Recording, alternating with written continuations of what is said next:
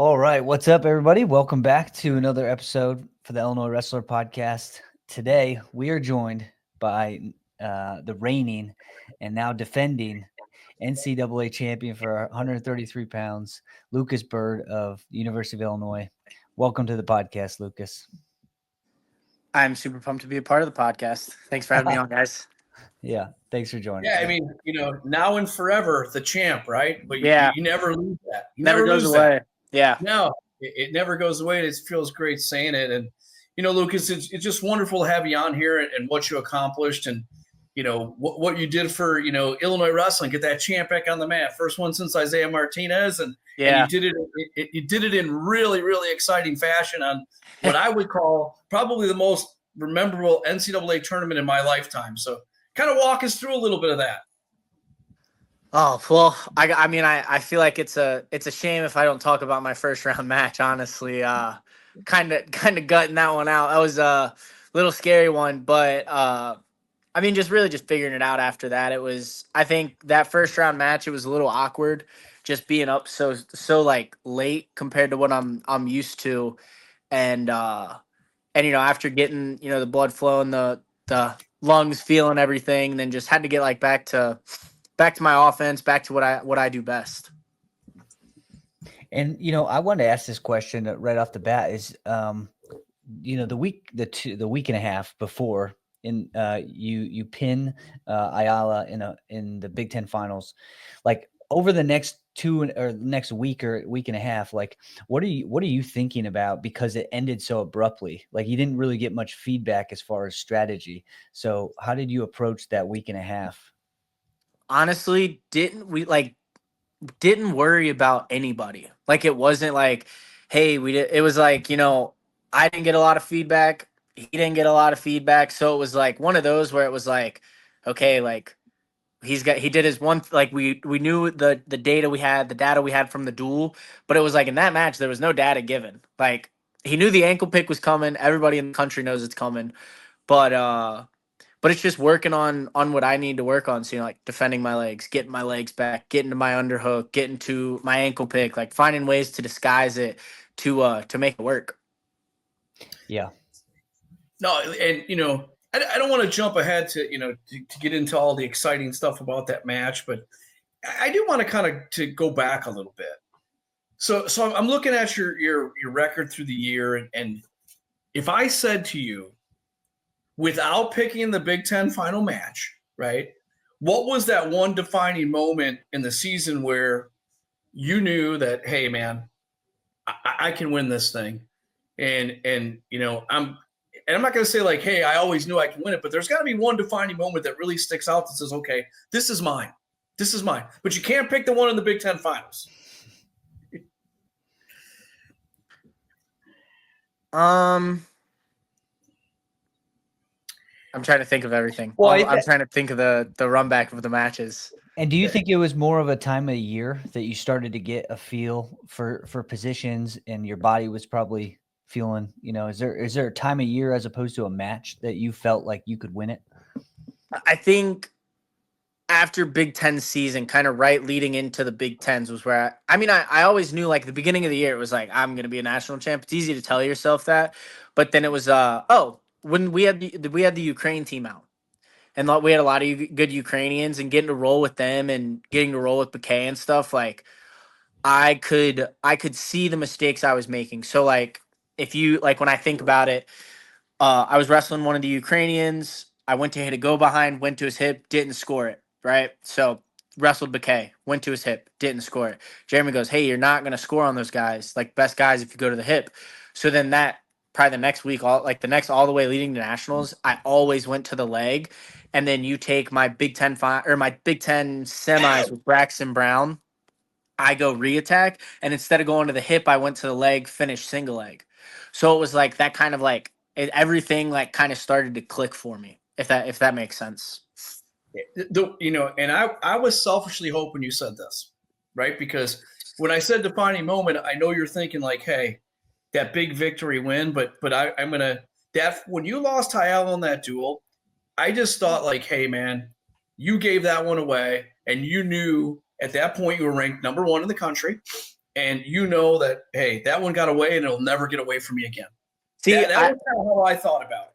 I almost wanted to pick that match because there was a defying moment kind of after the duel. Me and Jeremy had a good kind of sit down talk, and I really just kind of let everything go, let everything out there.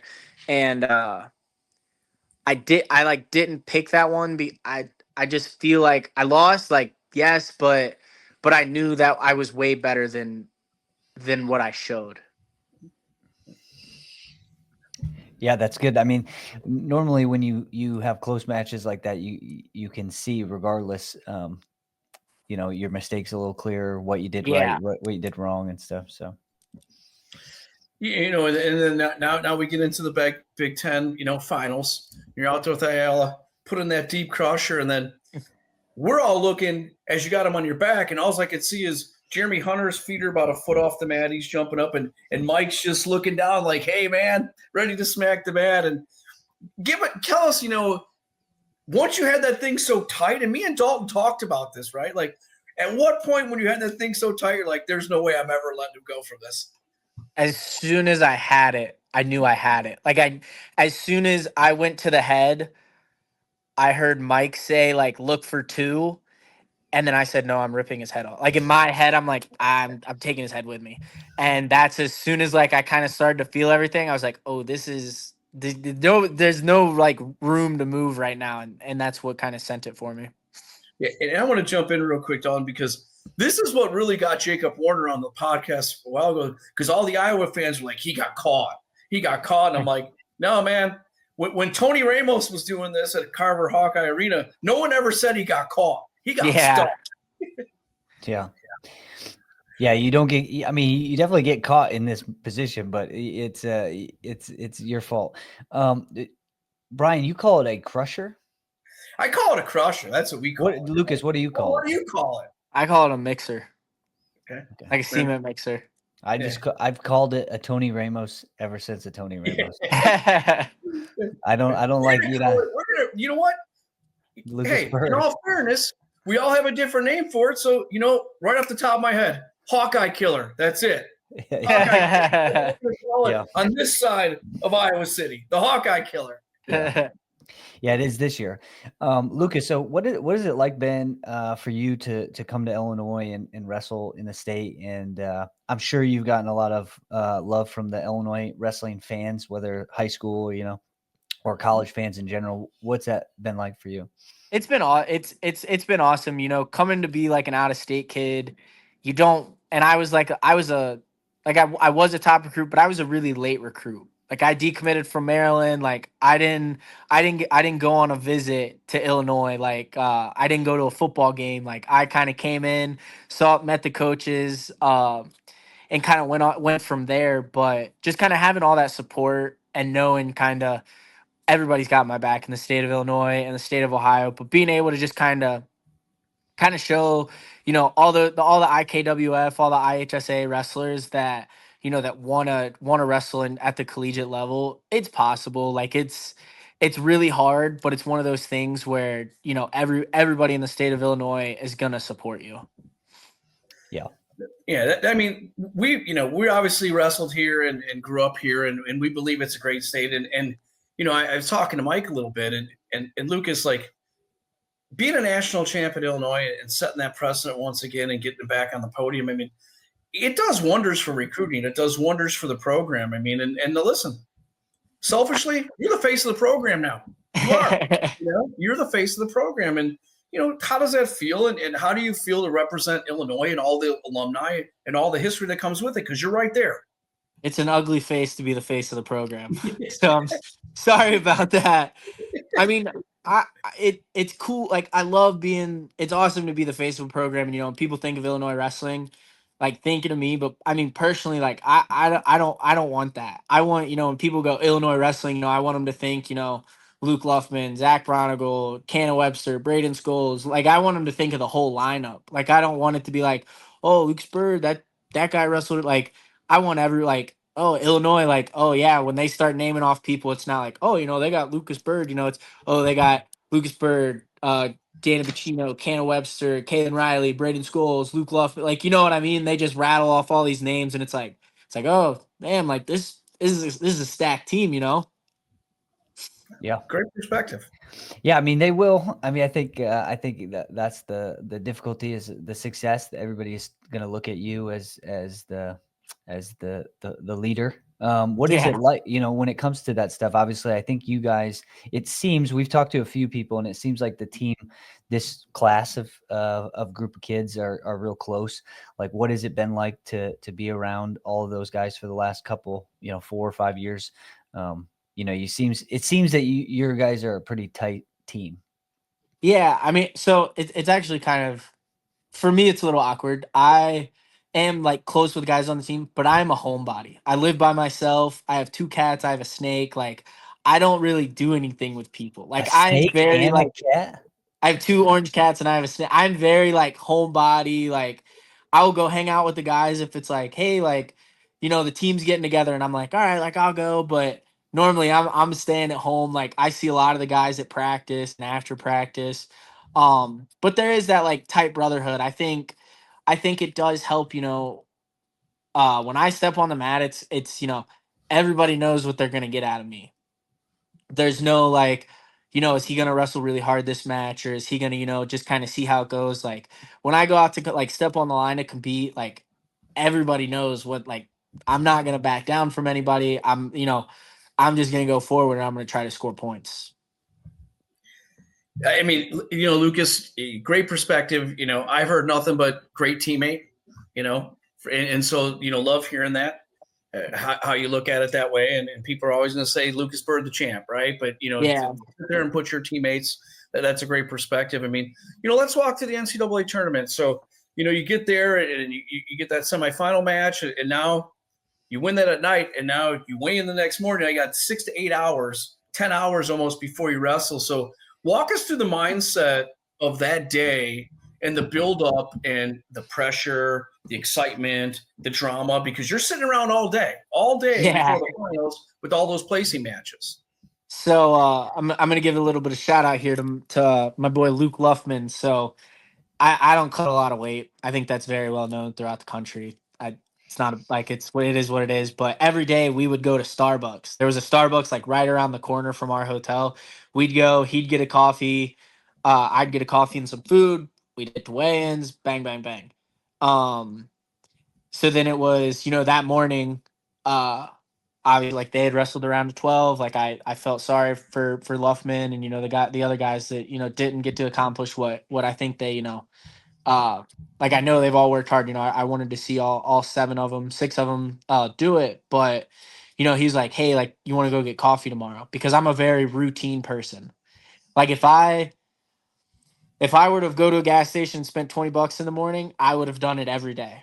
I'm a very strict, routine person, very superstitious. And he was like, hey, you want to go get coffee? And I was like, you want to get up at, 7 a.m. to go get coffee with me when you could sleep in? And so we went, got coffee, got food. I went to weigh-ins, got back. And then it was just, I told Kanzer, I was like, hey, like, I know you probably have obligations, the social stuff like that, but I was like, I just don't want to be alone. Like, I don't want to, sit around, because I think that's where it gets you, when you're sitting all day and, you're just waiting and you're waiting and you're waiting. And it was like hanging out at the hotel all day. Like, I talked with my buddy Casper. I talked with, my dad. I talked with Kanzer. I talked with Luffman, Pooch, like, talked with all these guys. And it was a very, like, relaxing day. And then finally, I think it was like 1 o'clock. I got a workout in, and in the workout, I felt really good. Like, I felt like I had a lot of pop to me. Like, even the coaches are like, "Hey, like, you look really, really sharp," and I felt really sharp. So then after the workout, it was just back to just relaxing. Not really, like, I didn't even have the TV on. Like, I didn't watch any wrestling that day. Like, I didn't watch the placement rounds. I just did a lot of just playing games on my phone and staying really relaxed. Real quick, breaking news. I'm not kidding you. Beep, beep, beep, right? Breaking news. You mentioned Luke Luffman, right? Yeah. Just reported on Twitter, some clarity, some eligibility clarity. Minnesota's Tommy Askey is done. However, Illinois Luke Luffman will be back for 1 more year. Just reported by Mad Scouts. Look at that. Yep, just right now. There So we you go. mentioned your boy Luke Luffman, so Luke's coming back. Yeah, both. Lukes. Yeah, from that tweet, it would seem like it. Yeah. Yeah. I mean, I'm just telling you, it's right here on my phone. So Well, going into that, so you go through the national tournament, you get through the national finals. A great match between, again, a worthy competitor. Drake Yeah. Ayala is very, very good, and for somebody to beat him the way that you did, I thought that was a very a very good performance. Appreciate it. And did you know right after that match that you were coming? Did you know before that match that you were going to come back for the next year? I didn't. I'm gonna be 25 this year. Like I'm gonna be an old super senior. My body's held up really well. I love everybody at Illinois, but I had to figure some things out and make sure that I wasn't just coming to I got an extra year, I'm gonna do it again. Like I had to make sure that my heart and everything. I've talked with some people. The goal isn't to win a national title. It's to win a Hodge Trophy, and that's kind of my next steps. So winning a Hodge Trophy comes with winning a national title. So kind of chasing that bigger goal is the plan. So would it be safe to say that you and Luke Luffman will be getting routine Starbucks coffee together? I hope so. I hope so. We've been there together for 7 years at this point. I hope we get a little bit of a routine rolling. Yeah. Okay. It's funny. Timing in life is everything. And I'm just, I get alert on my Twitter. I'm like, come on, really? Is this happening? And it has. But, where everyone's watching, I'm a realist when it comes to this. I'm going to put you on the spot. I'm going to ask those tough questions, Yeah. Tough question. Yeah. And so 2 + 2.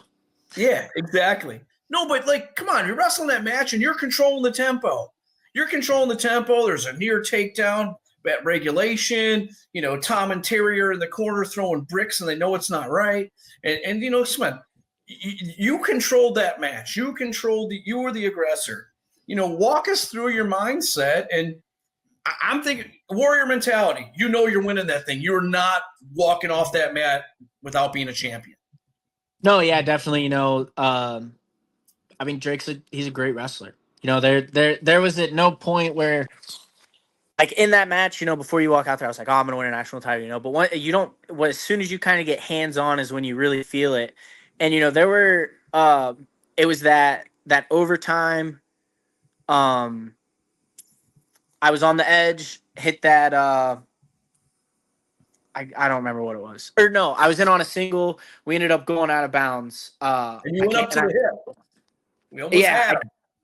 I came back to the center, and in my head, I was just like, damn, I just can't take him down. Like, this is shit. What am I going to do, basically? And I mean, props to him. He, defended everything really well. Like, I was in really deep on a lot of those stuffs that the takedown at the end of regulation, behind him. He defended very well. He, so props to him. But there was that turning point, Poeta, they threw that brick for the stall call, and Poeta's like, keep throwing your underhooks. And in my head, I had 2 thoughts. I thought, holy shit, my arms are really tired. I don't know that I can keep throwing underhooks. And then Jeremy looks at me. He's like, hey, you just keep doing you. And I turn back. I'm like, I'm just gonna do it. Like, I'm just gonna will through everything that I feel right now, and I'm just gonna go. I'm just gonna keep pushing forward, looking to score points, because at the end of the day, if you're not trying to score points, it's really hard to win wrestling matches. I thought too. The whole Iowa thing, right? The old stalling, right? Come on, hey, with the stall, and everyone in Illinois, we're at home. Dalton and I are home, and we're holding up that stall call, like, okay, Tom and Terry, it's coming. It's coming. And it came, right? And listen, there's no controversy about it. It should have came way earlier. Yeah, I mean, it is what it is. It's unfortunate that I wish I would have got one of those takedowns. On that single leg, I was in really deep. He did a really good job at scrambling out and really almost converting his own takedown. I just over wrestled that position a little bit, but just keep looking to score points and having fun is what's going to win me wrestling matches down the road now. Yeah, and that's what it did. I mean, yeah, you stayed composed during the whole entire exchange, and Yeah. it was clear that you had your mind right. Your mind was right. So I give props to Jeremy Hunter for that one. yeah, yeah. I don't know if they're silent still shouting. assassin. Yeah. Huh? The silent assassin, Jeremy Hunter. I told somebody else in a podcast, I said, I'm just the puppet. Jeremy's the puppet master. He's over there pulling strings and I'm just doing whatever he's doing. So, I mean, it's, that overtime, that the 30-30 looks at me. He was like, we're going neutral. I was like, neutral? He's like, yep. I was like, okay, sounds good. Like, didn't like think about it. He's like, neutral. I was like, okay, like, I'm not going to sweat it. I guess this is what we're doing. Yeah. Speaking of holding up your body and keeping your body healthy and stuff, isn't it miraculous how many years Jeremy Hunter has been able to keep his body in such a prime like state? I'm convinced. Yeah. I'm convinced he's just ageless and Yeah. breakless. Yeah. I've seen him wrestle all the way up to heavyweight, and he just does it to everybody. Yeah. So it's he looks the same. I mean, he looks a little different than when I was there, but he still looks pretty much the same, and I can imagine that he's still just as capable wrestling. yeah, no, yeah, definitely, no doubt about it. Right. So you win the match. Yep. You're the national champ. They raise your hand. You go, give Jeremy Hunter a hug, and then run off the side of the mat, and you and your girlfriend, embrace it, and it's the big hug, and you guys are TikTok famous prior to that, and Shane Sparks. So walk us through that little thing that all your teammates were waiting too, but they had to wait in line. So come on, we're not going to let you off the hook without giving a shout out to Ellie. We're not. Oh no, Ellie, has done so much for me. It is. I could be here for hours, just everything that I could thank her for helping me, always being by my side, being the most supportive person that I could ever ask for in my life. It's going through the injury. She was able to, kind of help guide me through that because, she dealt with it. She knew what those like challenges were going to be. And I always say, Ellie, unfortunately, and I feel like most people know, didn't get the opportunity to compete her entire time at Illinois. She was a very high level volleyball player, very, very, very well. A lot of people, they go, oh, you wrestle for yourself basically. But, for me, I was wrestling for Ellie as much as I was wrestling for myself, for her to be, I wish, she would have been able to accomplish everything that I know she could have.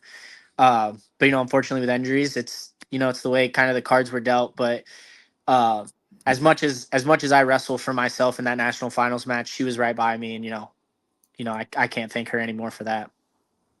Yeah, well, we can't. I mean, ironically, like it's funny that wrestling fans kind of have to thank her as well because it's kind of like brought a whole nother conversation to the world of wrestling. Like it transcended outside of the sport, which for the topic of conversation, it's pretty hilarious. Yeah. And wrestling, it is funny because wrestling, develops an insane amount of confidence. And I think when you think about short guys, I'm a short guy. Yeah. And the amount of confidence that you have to be able to do that is it's a reflection of your wrestling and stuff like that. I did want to ask you though, do you know Carrie Bowman's, correct?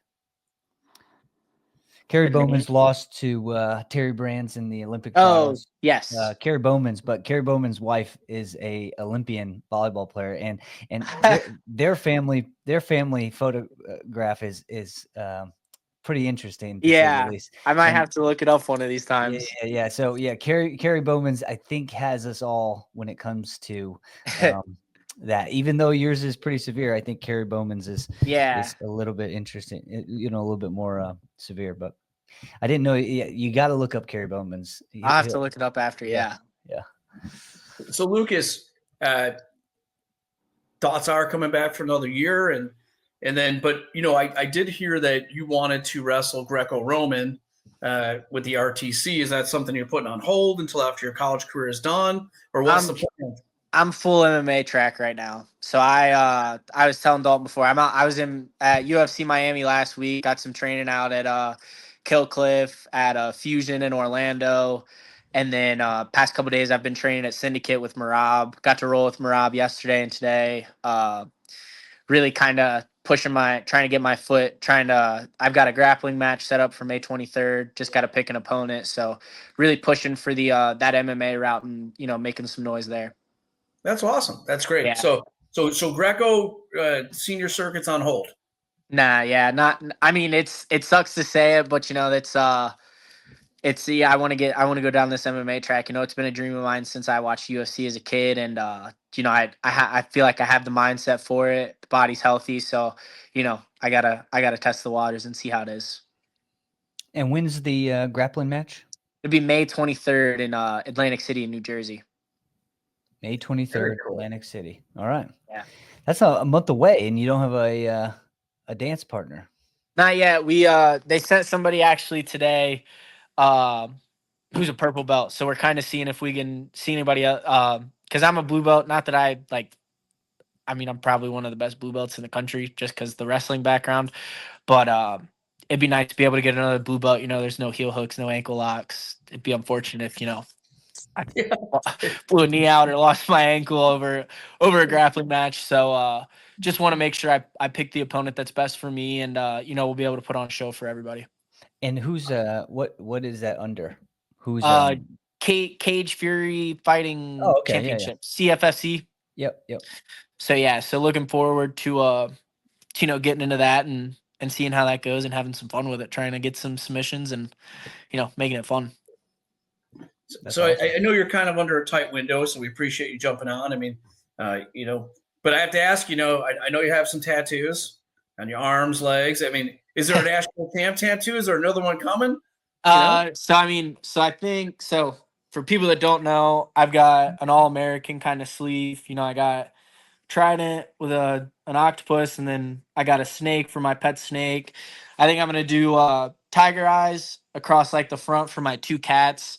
And then I'm getting my part of my leg sleeve done. I'm getting this half of my leg done up here soon.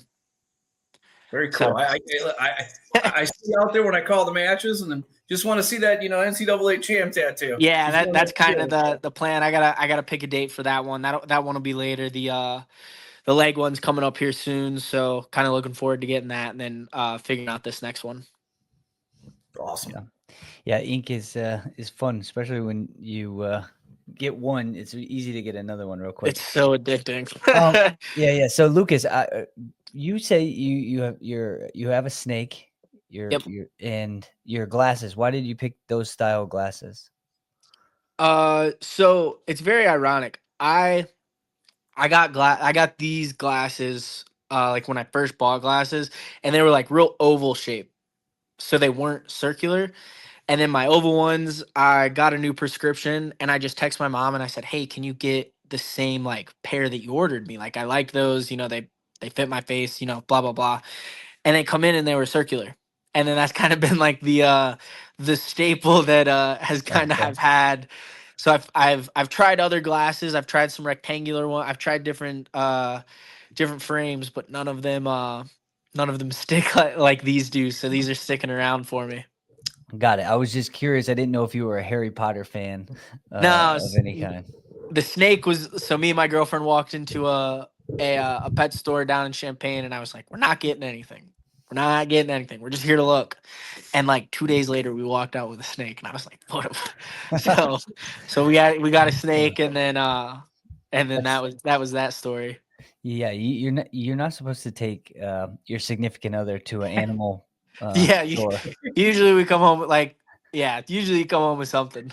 Yeah, no, that's you're learning early now. Brian, so you have anything left for Lucas before we let him go? Yeah, I mean, Lucas, we just grateful having you on, and what we're trying to do here on Illinois Wrestler is have people that have made significant impacts, either wrestling here through high school, going on to other colleges, or yourself, some that wrestled in Illinois. And who better to talk to than the new champ at 133? So just awesome to see you. We're all in your corner. We're all rooting from home, and I do want to say one last thing though. So I listened to Drake Ayala. You're very compassionate and nice. Oh, he's a great opponent. But when he won in the semifinals, he was like, oh, yeah, I didn't want to be in the finals without wrestling Lucas Byrd. I wanted to make sure he made it there because I wanted my shot at it. Was that motivational for you at all?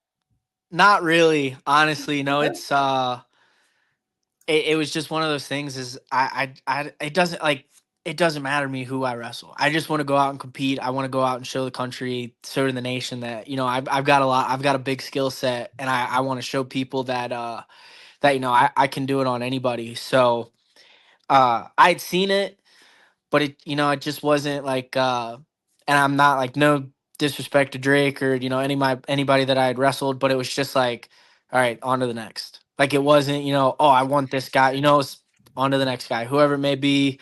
I mean, it's just on to the next guy. Everybody I wrestled at that national tournament, everybody was, everybody that makes it there is high level. Getting to wrestle Drake again in that rubber match was fun.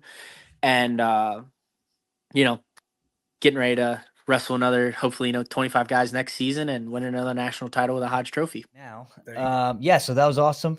Good. Glad to catch up with Lucas Byrd and hear what he's up to. It sounds like he's got a busy off season.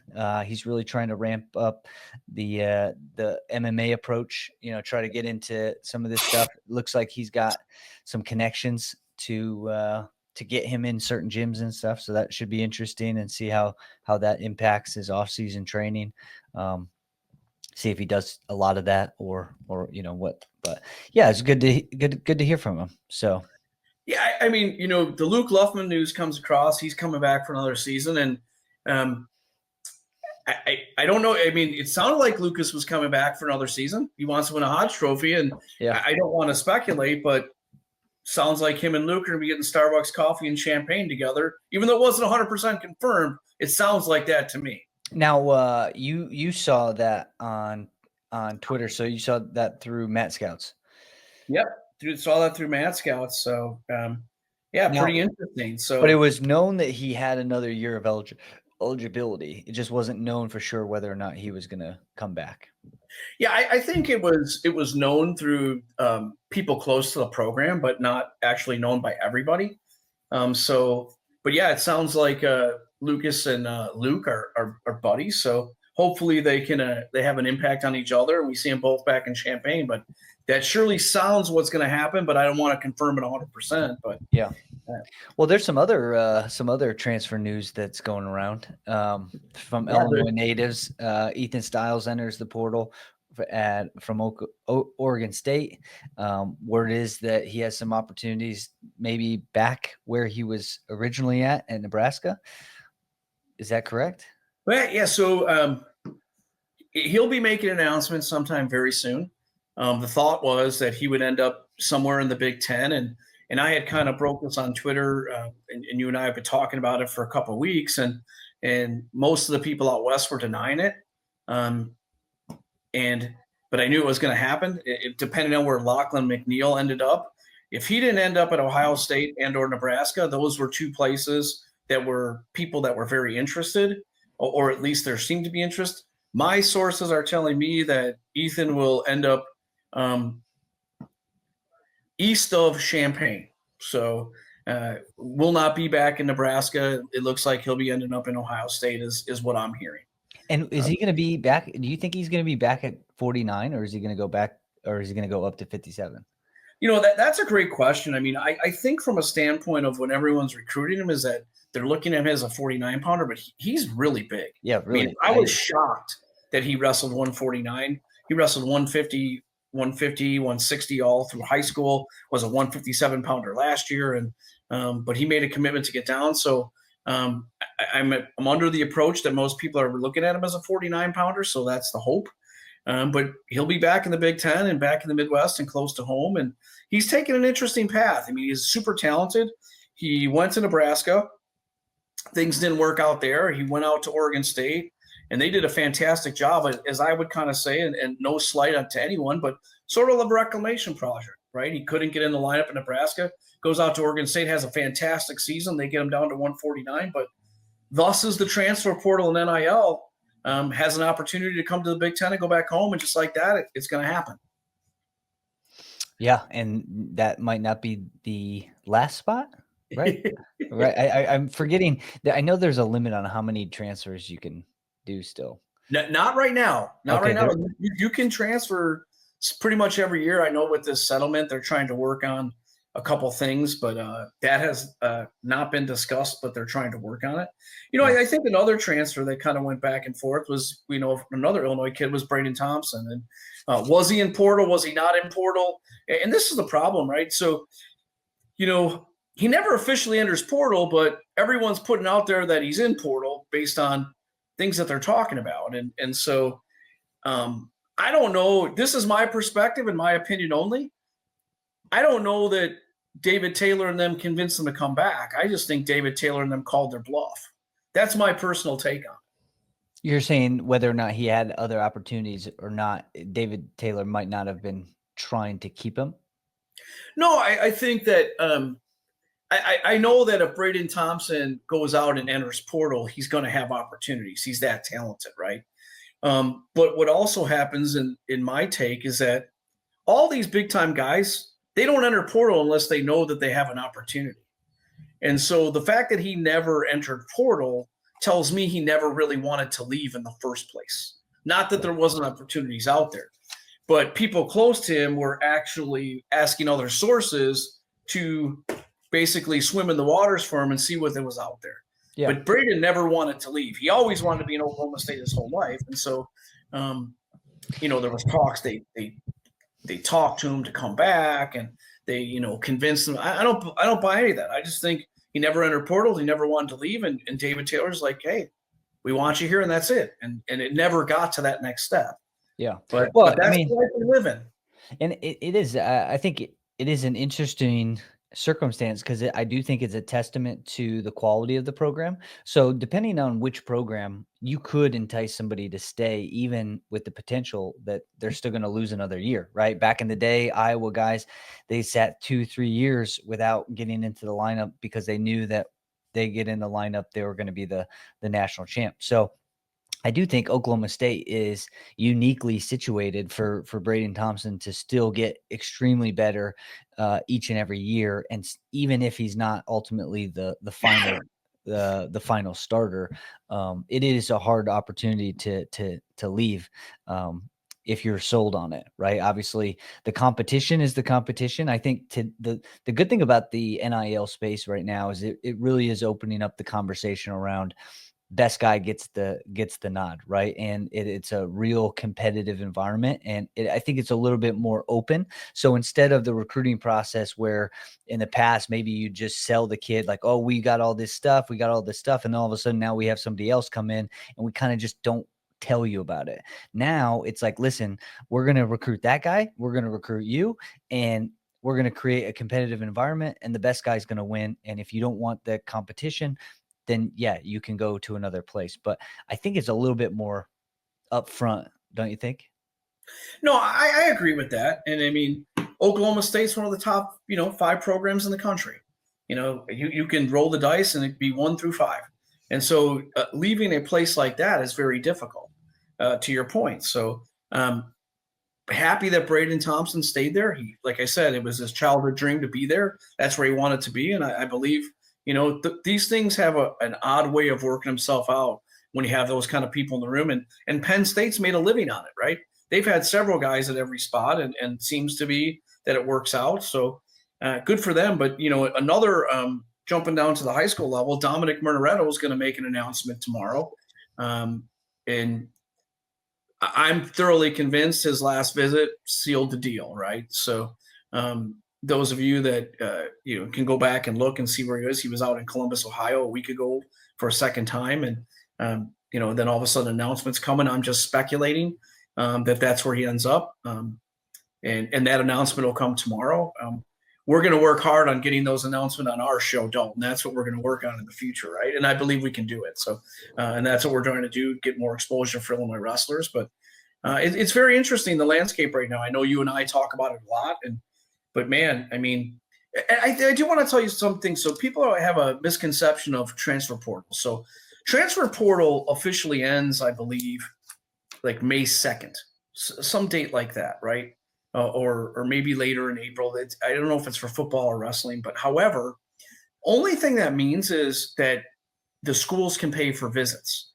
The transfer is still open. So even if someone hasn't entered portal at this point, they can still enter portal a month from now and transfer. They just can't go on a paid visit.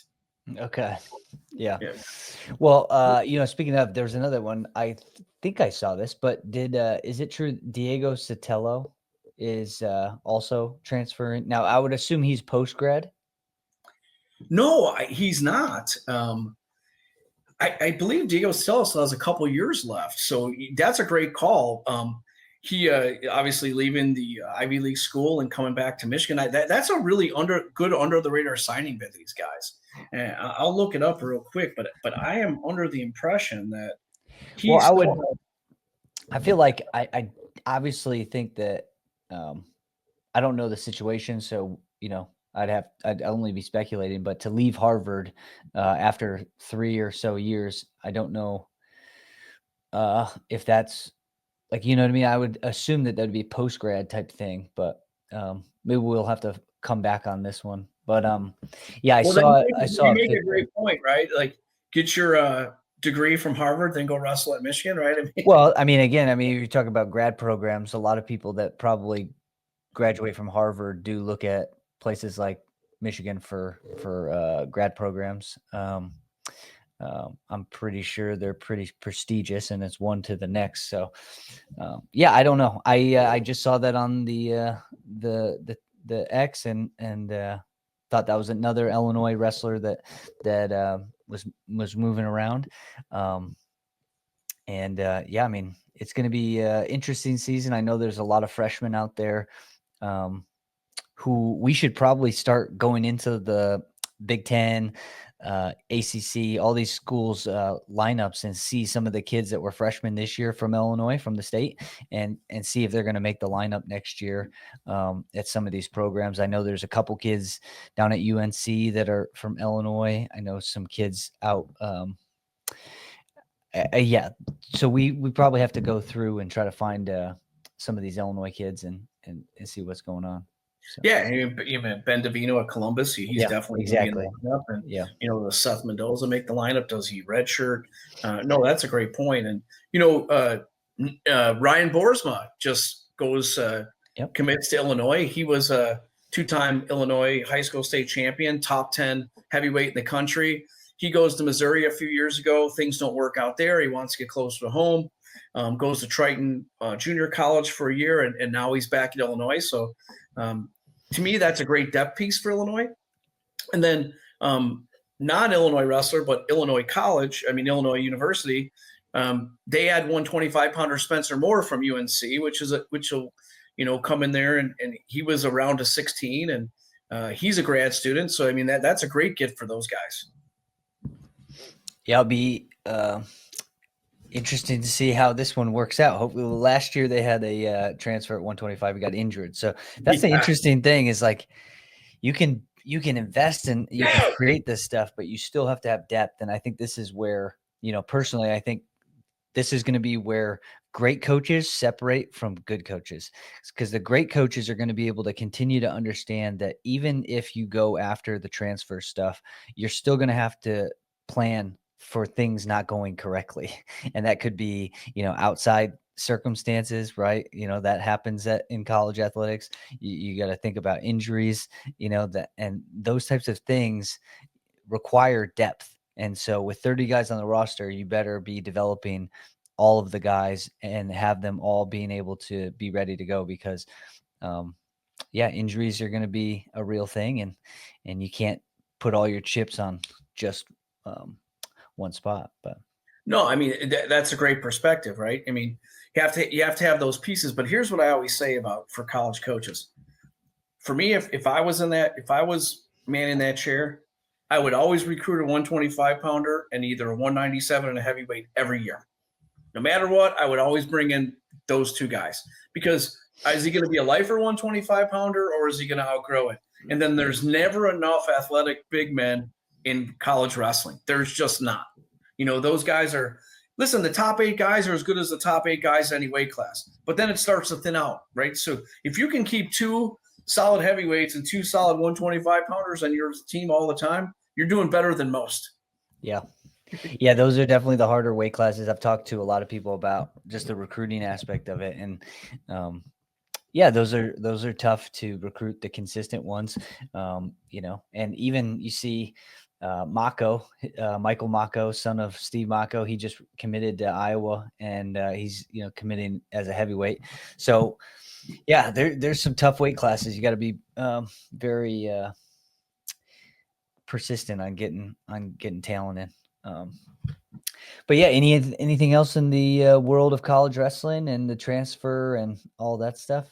No, I mean, it's funny because I like to compare stuff to other sports. And there's never an off season in NFL, right?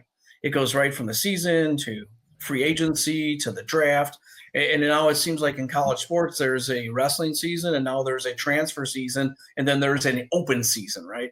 An open season by what I mean by, now you're going to start seeing people go to the U.S. Open, 17 U's, 20 U's, U23s, and then, people are going to start making, hey, this guy really made a jump. He's going to be in the lineup next year. So, I mean, it seems like in our great sport, like for us, we always, you wrestle and coach all year round, but it's nice to see the media portion of it continue long after the wrestling season, because Dalton, I mean, forever, before transfer portal, and even in high school state tournament ends, everything just kind of goes down. Now it seems like there's that another level of excitement, like who's on the move, where are they going? Yeah. Well, don't you think so? That's an argument for the transfer portal. Like I'm a fan of the ability for the narrative to continue, right? Knowing that the sport is going to survive or recede based on visibility from a marketing standpoint. And this creates good banter, good conversation. The fact is that, at the end of the day, in the off season, it's just back to work. You train and you train and you train, and then you get ready for the national tournament. The U.S. Open has some prestige, but it's not the NCAA tournament. And so people are always geared up for the NCAA tournament. I think the transfer stuff, it kind of plays into the off season competition. And yeah, like you said, it gives another opportunity for these kids to kind of build their personal brands and for the fans to kind of get to know who's wrestling on what team and who's going to get excited for.